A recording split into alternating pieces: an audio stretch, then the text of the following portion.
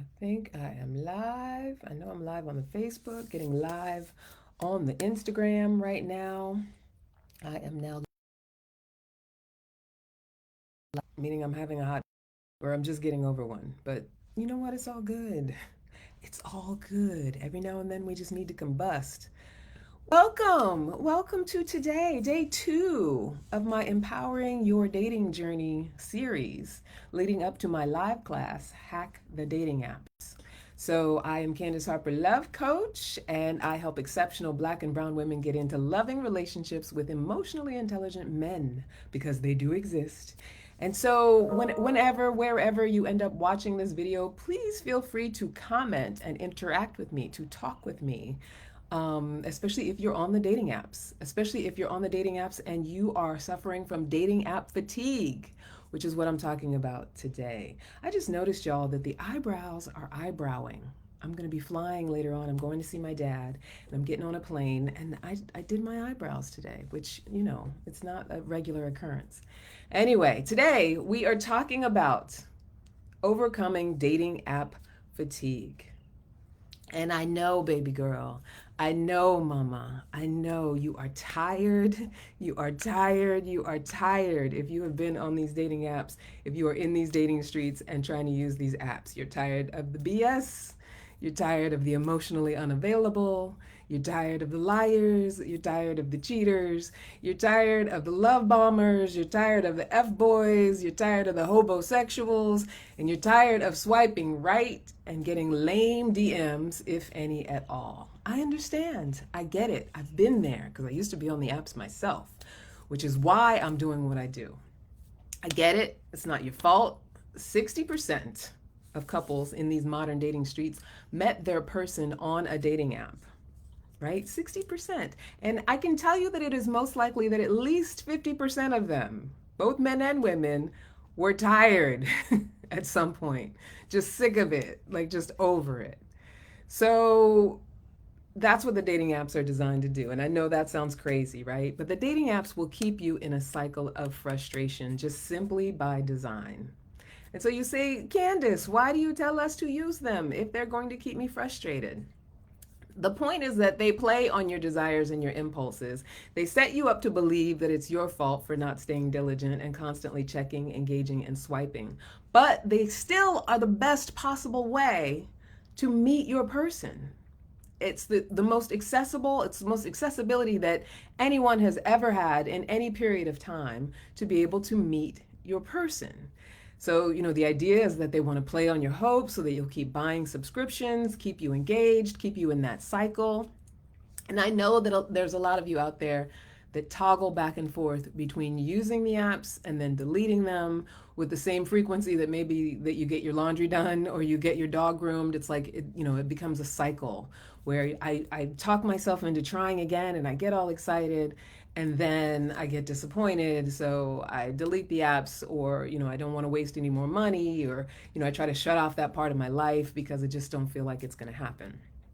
But here's the thing, the apps are the apps, and the apps are gonna app. As long as they are a big business, their bottom line will be the priority. So rather than let that sour your entire dating experience, the trick is to learn how to hack them. See what I did there? That's why I'm teaching my class, Hack the Dating Apps, in January. Hopefully, you're going to join me for that. And so, I'm not talking about breaking into the code and altering them in some sort of high tech way. I mean, I can barely like push the buttons to get on my live, so I'm definitely not teaching you how to hack them, in a technical way. But I'm talking about crafting a foolproof profile that makes them work for you and get you your person, because there is a way to do it. You can bypass all the disparities, the stereotyping, the racism, the all the things on the apps that just don't work, especially specifically for Black and brown women. So first, we have to talk about getting over the fatigue, the disenchantment, the disappointment, or whatever negative feelings that your previous experience has caused or is currently causing. How do we get past all of those things? So, I'm going to give you 3 really important things to implant into your mindset to ruminate over if you need to process, to think through as you approach this dating app world. Number one, you got to recognize that there's only going to be one, maybe two, if you're lucky, at any given moment who is absolutely compatible with you.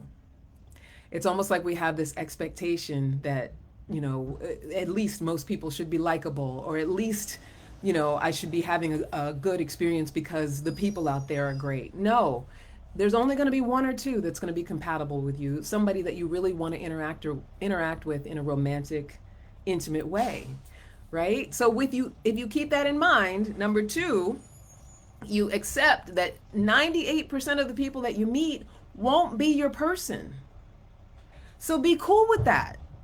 If you were to walk into any room where, let's say you're going into a room where it's the demographic is all over the place. You're not even thinking about dating. You're just walking into a room, right? So there's a likelihood that a large percentage of the people in that room won't necessarily be people that you want to be friends with, that you want to partner with, or want to work with, or want to be in a relationship with.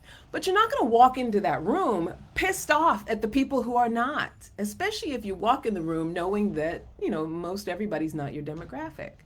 You're going to walk into the room and you're going to be your best possible self, just because hopefully that's what you align with, right? You're going to walk in the room and you're going to be polite with people. You're going to be friendly with people. You're going to maybe get to know someone who is very different than you expected, because you have no expectation that they be anything else.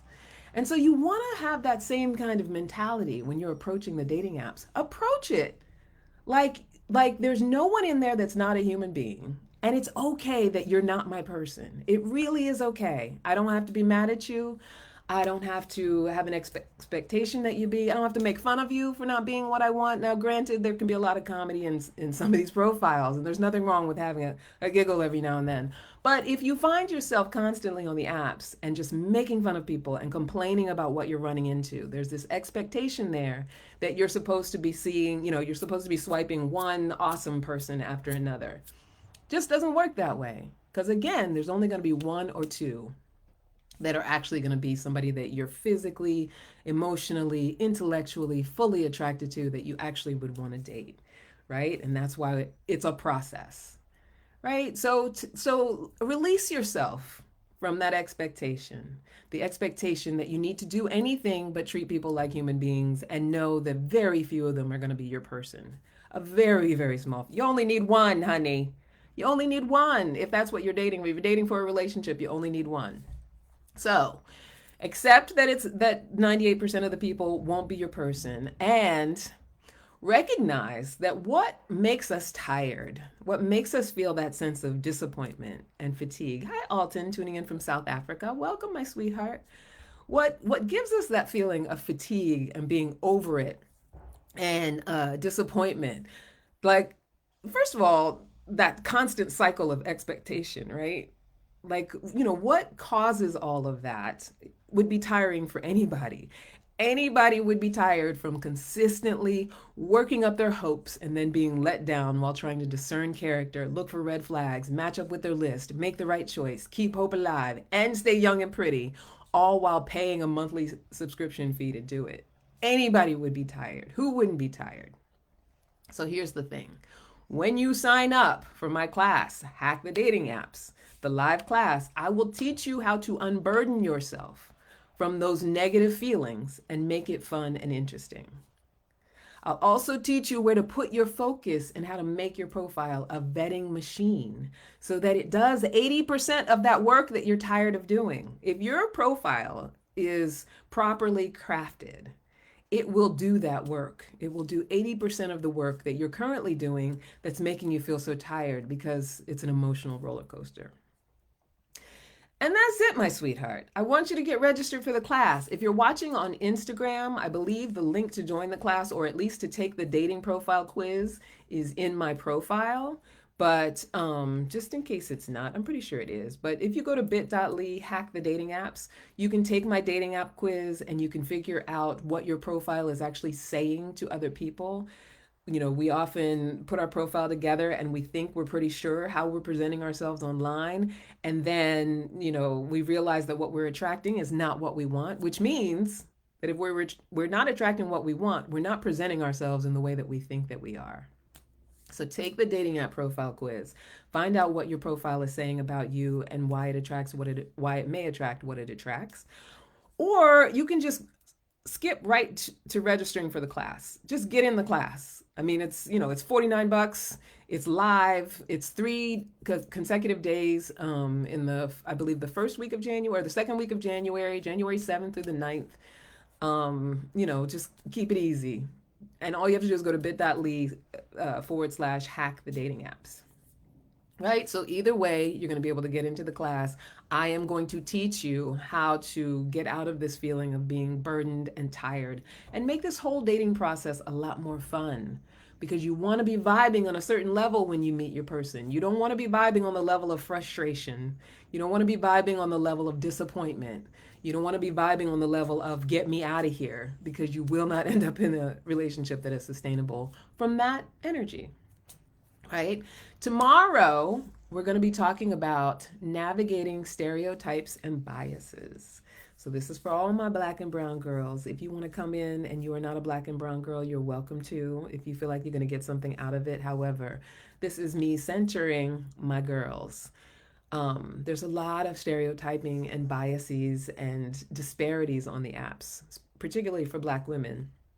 And so we're going to talk about that. We're going to talk about how to navigate that. If anybody has ever come at you with a black scent, who has no business having a black scent, you know what some of the frustrations can be. We're going to talk about that tomorrow.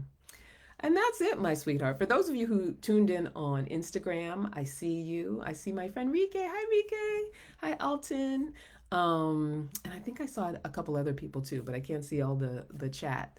Thank you for joining me. Make sure that you comment down below anything that you want to ask, anything that you want to say, anything that you want to add to what I'm talking about, or if there's something that I've said that you wonder about, make sure to comment down below. Otherwise, be around tomorrow at 10 o'clock. I'm doing this every Monday through Friday for the next month. I'm coming on live and just talking about how we can enrich our dating lives and make them fruitful. So, yeah, this week's theme is empowering your dating journey. It's a journey. It should be a fun journey if you like to take a trip. All right. I love you so much, my sweethearts. And I'll see you tomorrow. All right. Bye now.